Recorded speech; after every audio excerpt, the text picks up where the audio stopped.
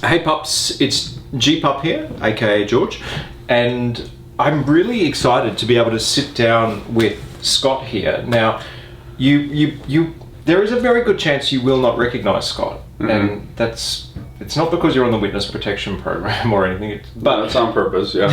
But you know, you've been you've not put yourself forward in the community.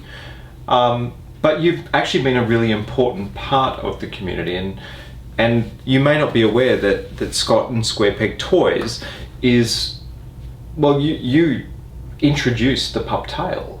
Is that, can you tell us about that backstory? Yeah, so I was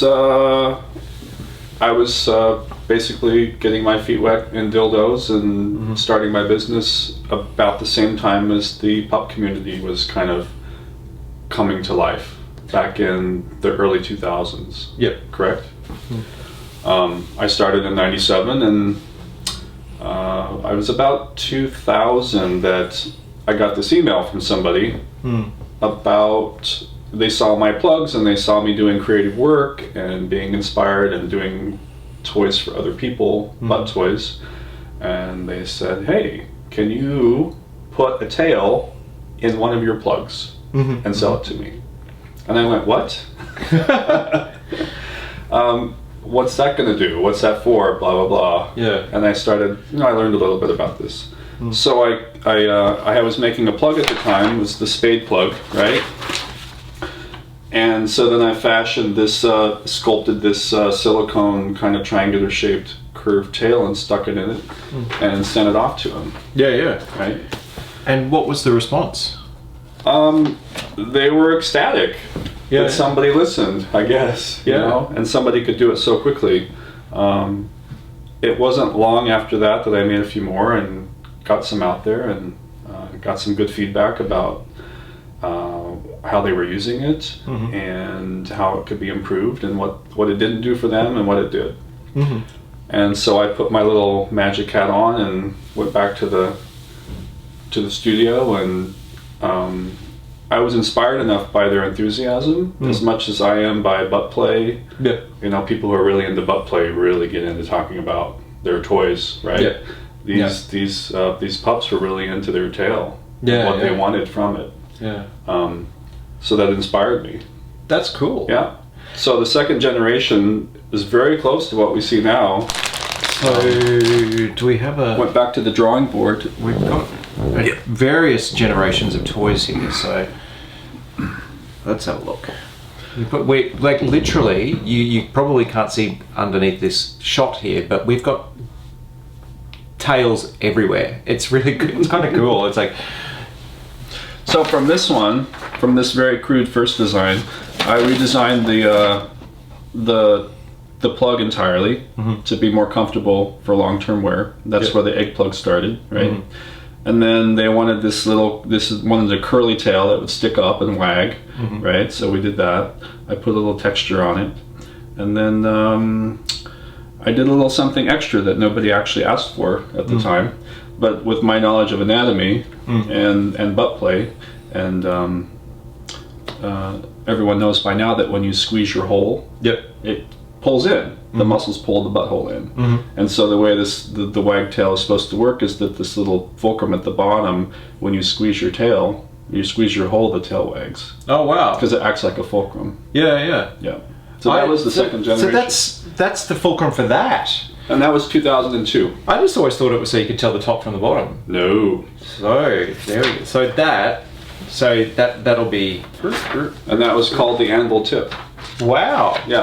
Oh, there you go. I've learned something today. Yeah. So that was. You didn't know that? I didn't know that. I just thought it was so you could tell the top from the So bottom. you can be totally immobilized or standing still, and you see some hot guy or girl, and you want to wag your tail, you just squeeze your hole. You don't even have to move, and it just starts twitching. Wow. It's quite, There you go. You heard it here today. That's so cool. And so you've had a couple of, like, there was one innovation that I really liked. Now, so that was generation 2. So have I jumped? How many generations have I jumped here? That's the current one. That's the 4th generation. 4th gen. And do we have a 3rd gen here, or is the 3rd gen we can kind of skip, but there were different evolutions in the tail depending on feedback.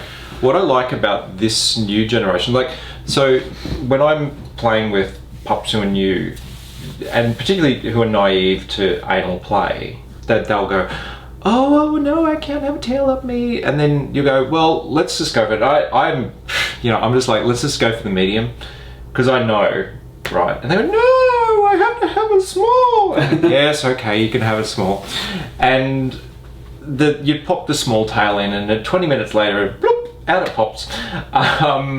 But there's this lip here I really like, because it helps the tails.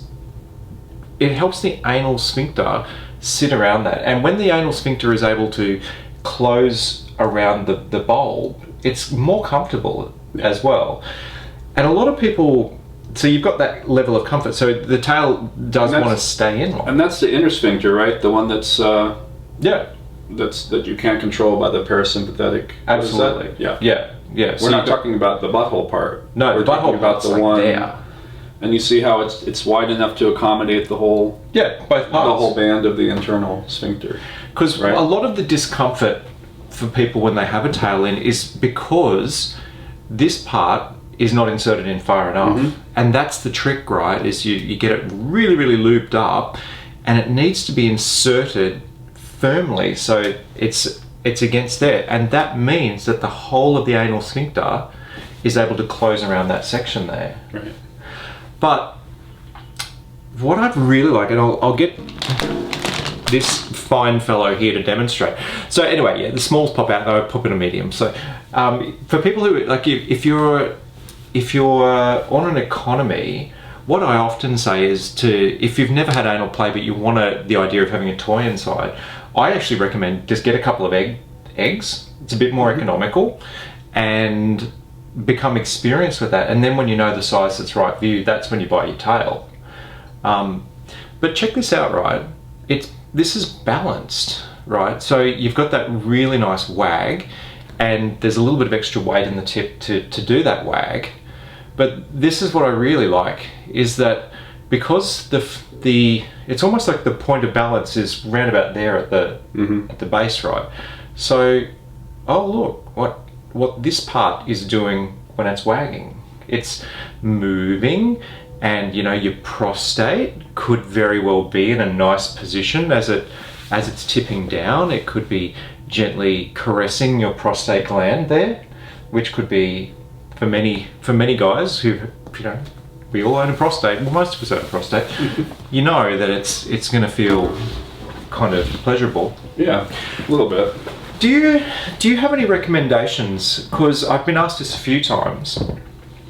For female pups, is there a trick? Can this be vaginally inserted, or does it work as well? Or no, it would require a different plug. Okay. Plug shape. From what I understand about female anatomy, the neck would have to be quite a bit longer. Okay, so right. Deeper and. I'm currently investigating. I've seen female pups using these plugs, and they don't quite function for them. So it's something I'm investigating, but that'd be really cool. I'm always looking for feedback. That would be cool. So female pups, if you're playing with insertable toys, this is one of the reasons that the tail has evolved and become so iconic within the community, is because of feedback, right? So the pups own this design just as much as I do. Yeah. So if the female pups out there want to help contribute and help this tail evolve to the next level, then I'm here listening, That'd be great. I'm always listening. And one of the other evolutions, and we were talking about this last night actually, that is the show tail, right? So you don't want to be in a bar, and unfortunately in bars there can be dickheads who think it's really cute to pull on a tail. Right. And I've had one friend who's had a tail pulled out of his arse violently in a pub, and it was very, very painful, and he was in discomfort and damaged. It damaged his arse because he wore this tail in public. So the show tail comes along, which enables you to put a tail onto your belt. And that's a great innovation, because then you can be out in public and it's not so much a sexual thing, it's a flag thing, right? Right. It doesn't put you in that vulnerable state that your hole's exposed. Yeah. You know? It's more playful. Yeah, it's playful, it's fun. And when you get home, or into a space that's going to be much more, I'll just keep on wagging this because I can, but when you get into a situation where you can be a bit more relaxed and you want to get into that pup headspace and the feel and the sensation of having a tail inside you, then you can go to the full tail as well. But I think it's really important that we have to understand that the history of this pup tail is because of that original synergy between those very few pups back in early 2000s. Yeah. And this little burgeoning like dildo company, SquarePegToys, kind of working together to make something fun, But also to make something that is safe and safe, yeah. And that works ergonomically, it actually functions like it's supposed to. Yeah.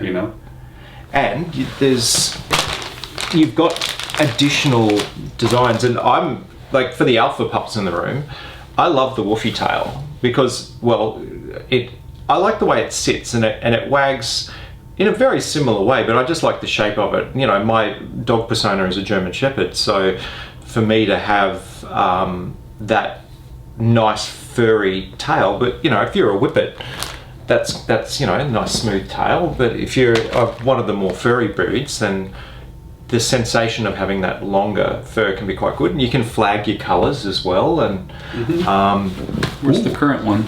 Do we have the current? Which one's the current one? That's the Gen 4 with the bulb at the end for the wagging. Oh, okay. To make it bounce a little bit more. Oh, that's so cute. Did you have to sit around for hours? Like, how did you get to the point where you've got this? Like, your workshop must be filled with these tales of different. Yeah. That's just crazy. But that's the passion, right? That's so cool. I mean, there has to be a certain thickness here, and it has to be curved so much here, and this has to be thin here. How much get it to work time did you put into just the wag? You go through dozens of trials and errors. Wow. Yeah. Well, thank you. No, that's very appreciated. That's yay. Now, I that's why I'm such a big supporter of like Wolf Camp and pup events. Yeah. It's because it's a way for me to give back and say thank you, and they're helping me with my business, and I'm helping them. Yeah. It's a great way to nice symbiotic relationship. So. And I think that's important that we acknowledge that there are people within our community who may not be obvious, who've done things that have made a big difference. So thank you. That's very appreciated. Is there anything new and exciting in the pup range that we may be able to learn about in the future, or like new colors or new putty? Oh, as new colors, so you can flag different colors. Well, because I make everything here in the States, I can adapt quickly to colors and do small color batch runs and match. Oh, wow. So cool. I've been doing these new glow colors that match the neoprene hoods that are all in the fashion. Yeah, that's pretty cool. Right. That would be excellent. And then I have this new decorative putty, so that you can add to your tails and make spots, and that's kind of cool. Whiskers and wow, yeah, that's kind of cool. Because that's what they want. They want individualization. They want things that are customized. They want to show their inner pup self, and in a way, another way for them to do that. I suppose the other good thing is that if somebody nicks your tail, they're going to know about it, because it's like, well, mine's the Dalmatian one, or I know that spot, so that's kind of a good thing as well. So I guess so, yeah.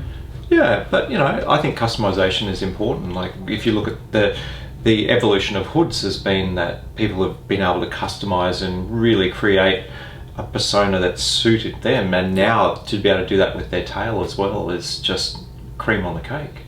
Cream on the cake. Full dog persona, hey? That's awesome. So, is there anything else that, like, if somebody wants to send you a message to say, hey, look, you know, I really like this about your toy. Is it possible to add this feature? How would they contact you? Just email me. It'd be great. Yeah. And that's at contacts at SquarePegToys.com. Just go to contact info and there's a link there. Cool. I'm always open to hearing new ideas, something that could be improved upon, new frontier. Yeah. You know, whatever's coming that pups need. Just know I'm a resource here for everybody to. That's fantastic. Reach out to, and if I can't do it, I can refer you on to somebody that probably could. That's awesome. Thank you very much. Yeah. Have a great day. Thank you.